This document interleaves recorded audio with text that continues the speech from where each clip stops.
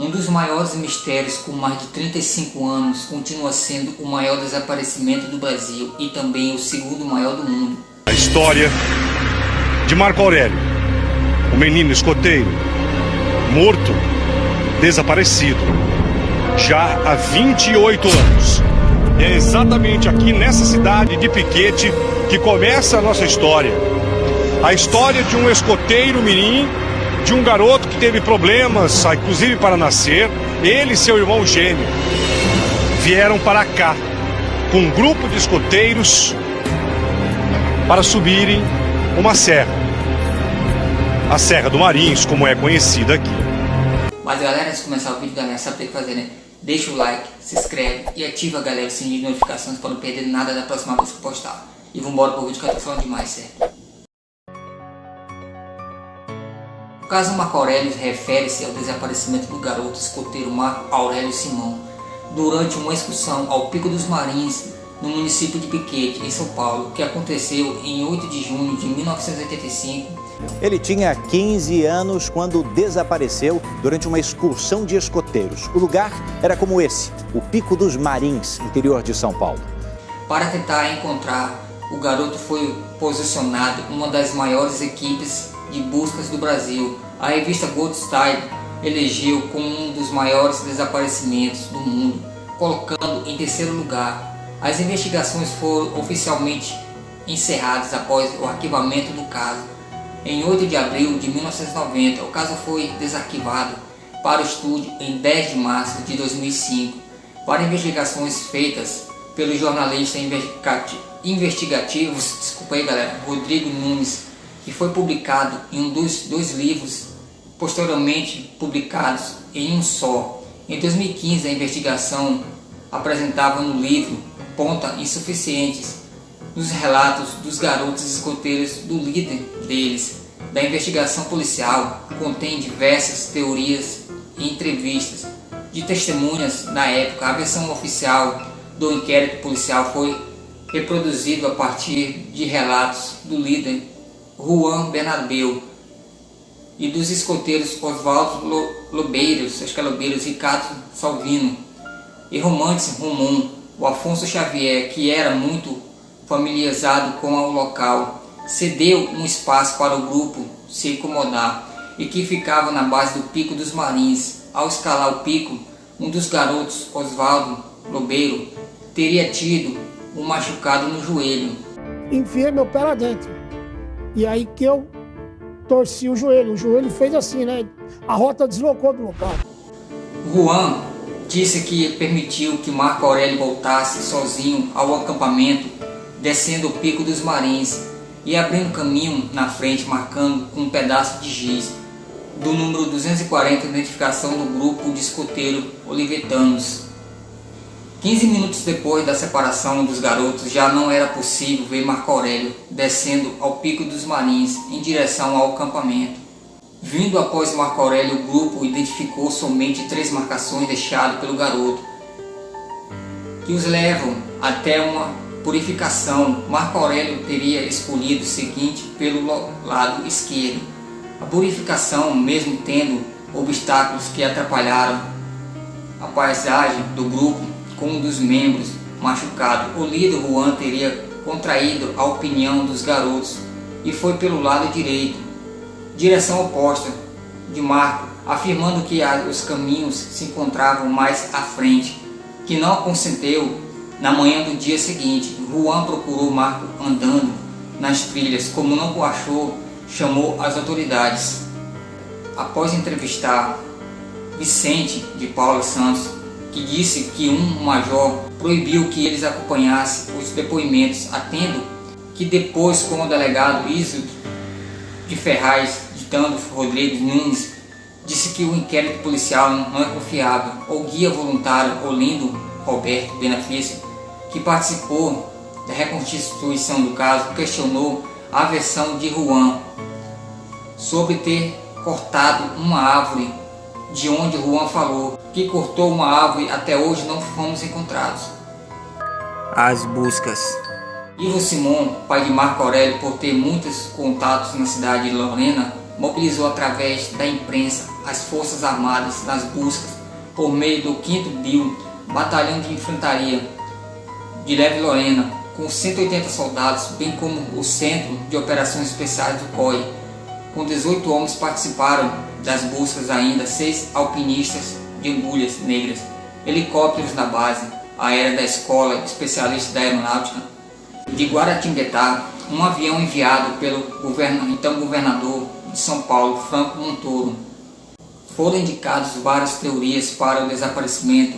Uma delas foi apontada por um delegado que surgiu o possível envolvimento de extraterrestres devido ao Pico dos Marins ser supostamente uma região com poder magnético. Quando os adolescentes se preparavam para dormir após a segunda noite de buscas, desta vez próximo ao local que Marco desapareceu, ouviram um som de grito que foi seguido pelo apito. Direcionado do matagal, sabendo que Marco tinha um apito, pode ser os escoteiros saíram correndo em direção ao matagal, observando apenas luzes azuis que piscaram 3 vezes. O grupo gritou e apitou, mas obteve resposta nenhuma. A teoria das luzes azuis é sustentada somente pelo grupo de escoteiros que presenciou Afonso Xavier, que também presenciou o fato. Desacordo deles disse que as luzes eram de casas a distâncias da região. A teoria dos extraterrestres, dentre outras, foi questionada por Ivo Bosanjo Simon em 2011. Tínhamos uma amizade muito grande com Juan e seus pais, irmão, cunhado e sobrinho chegavam a passar Natal juntos. Após o fato, ele prestou o depoimento à polícia e desapareceu. O depoimento no inquérito que levava a muitas suposições e os outros erros de líder foram proporcionais. Falou-se disso, falaram que discos voadores é por sugestões do delegado de São Paulo. Fomos a Brasília falar com o general Moacir Locke, especialista no assunto. Falou-se da cetida borboleta azul, e no depoimento a polícia, seu supostável deu o endereço em Goiânia para onde teria viajado na época junto com jovens. Podia jornalistas amigos para investigarem o endereço e era uma das casas abandonadas. Se Marco Aurélio tivesse fugido como suspeita, o perito poderiam fazer em São Paulo, com roupas, dinheiros, documentos na barraca, na serra ficou tudo isso. Um depoimento controverso foi o óbito ao escoteiro Oswaldo Libero, que foi separado dos outros garotos, Juan Spector, sem acompanhamento do escrivão. Após o fato, o policial tentou avançar com um helicóptero e Juan abusou de Marco Aurélio e a teoria de ter matado. Ao conceder uma entrevista à rádio Moniqueira, o delegado questionou o tempo que o grupo que os escoteiros levou para subir o Pico dos Marins. O grupo de escoteiros dirigindo por Juan havia perdido o caminho na ida e na volta, pois na ida gastou 6 horas. No terceiro dia de busca por Marco Aurélio Simon, ocorreu um incêndio de grandes proporções no Pico dos Marins. Depois do delegado Jorge Hello, que apresentava o fato, questionaram se é possível incendiar. Não teria possível proposta para o trabalho, para as buscas, pois aquele que teria o primeiro dia em que os dois iriam trabalhar, no caso de Marco Aurélio. O batalhão de infantaria Leve das Lorenas, o guia Ronaldo Nunes questionou por qual motivo o tenente Fischer do 5º Batalhão de Infantaria ordenou que as operações Pente Fino fosse feita na fila indiana. No mesmo, com o erro apontado, o tenente ignorou. Rodrigo Nunes Godoy resolveu desarquivar o inquérito em 2005 para o trabalho de conclusão concurso. Um dos motivos para escolher o caso é porque ser um guia turístico, antes as pessoas perguntavam sobre a lenda de Marco Aurélio sendo um fato histórico, questionando também se o caso não teria sido criado por turistas na região. Observou também que muitas coisas surgiu a imaginatória do povo popular. Algumas coisas, ao serem investigadas, caíram por terra, como um ataque de animal, ufologia, um raio de 30 km a partir do local em que Oswaldo teria se machucado. O primeiro livro foi lançado em junho de 2006, a Operação Marins, o sumiço do escoteiro Marco Aurélio, pela editora Atlas, feito com base em 60 entrevistas. O primeiro livro apresentava aversões aos helicópteros, deixando a conclusão para o leitor. Foi seguido por Operação Marins 2, Nova Descoberta, a editora Connector, em dezembro de 2007, a Operação Marins, edição Brasil, do desaparecimento do escoteiro Marco Aurélio. Há 30 anos, o mistério, da editora Casa 2015. O último livro é a publicação do volume de 1 e 2, os dados atualizados com algumas teorias selecionadas pelo autor que foram enviadas por leitores. Todos os livros foram revisados pelo jornalista Caco Barcelos. E também o jornalista Ivo Bozamin Simon, pai de Marco Aurélio, declarou em 2011 que montava um roteiro de cinema e iria abrir um blog lançado como O Escoteiro Desaparecido.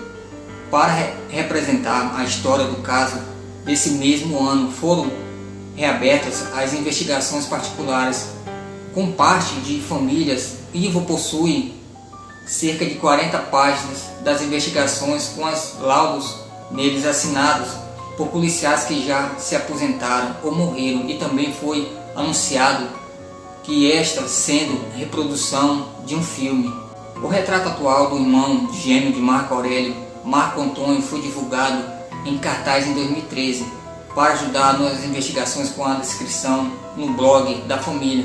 De acordo com as características do irmão, Marco Aurélio deve estar hoje com aproximadamente 80 kg e 1,70 m de altura e 40 anos. Entre os sinais características estão estrabismo acentuado nos olhos esquerdo e uma cicatriz de cirurgia no abdômen. Foram feitos testes de DNA em 5 pessoas que afirmaram ser Marco Aurélio.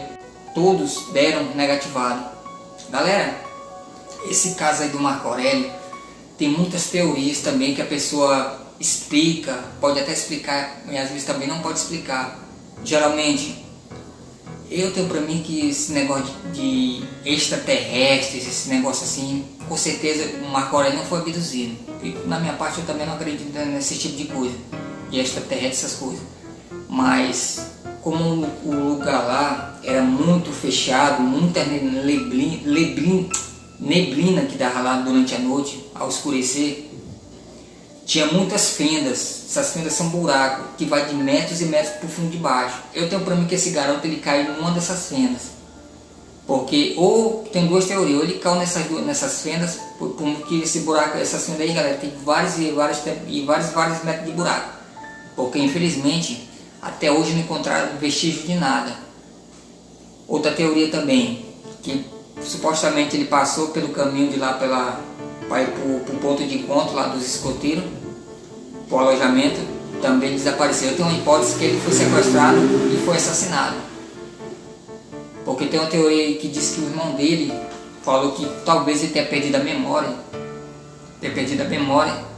e talvez tenha encontrado outra família, a família adotou ele até hoje, né? Minha opinião, desde quando o Marco Aurélio desapareceu e nós percebemos que não ia ter um retorno rápido, é que ele possa estar desmemoriado, que ele pudesse ter caído, desmemoriado, ter sido abrigado por alguém, né? Mas você também eu descarto também, porque se não fosse uma família mesmo realmente de bom coração, teria ligado imediatamente para a família, delegacia, alguma coisa para informar o caso do desaparecimento dele, que o garoto estava sem memória também. Isso aí para mim é o mais descartável também. Isso aí é um mistério com mais de 35 anos. Eu não era nem nascido nessa época, eu nasci em 1988. Fala, não me diga! Aí tem essas teorias, né, galera? Aí tem a teoria também desse colega dele que machucou o joelho.